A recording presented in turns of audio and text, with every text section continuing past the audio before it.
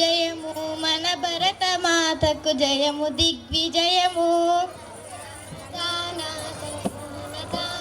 చదువులనిచ్చు సరస్వతి తల్లి చల్లగా చూడమ్మా. సిరులను నిచ్చడి శ్రీ మహాలక్ష్మి కరుణను చూపమ్మా. శత్రు వినాశము చేసెడి దుర్గా జయవము నియవమ్మ.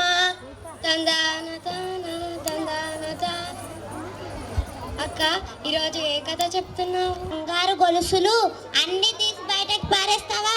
ప్రతి వాడికి ఏదో పేషన్ అయిపోయింది. పాతలేందే కొత్త ఎక్కడిది రా తిక్క సన్నాసి. ఇప్పుడు కొత్త కొత్త అని అరుస్తున్నావు. ఈ కొత్త అంతా పాతలో నుంచే కదరా పుట్టింది.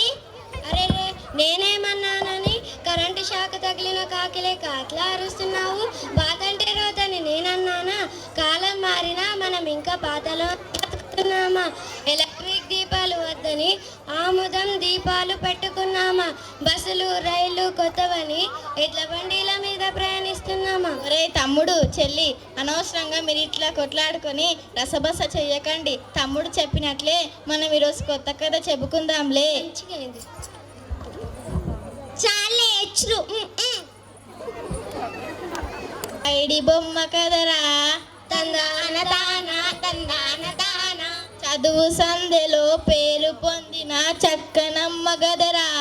తందాన తాన తందాన తాన.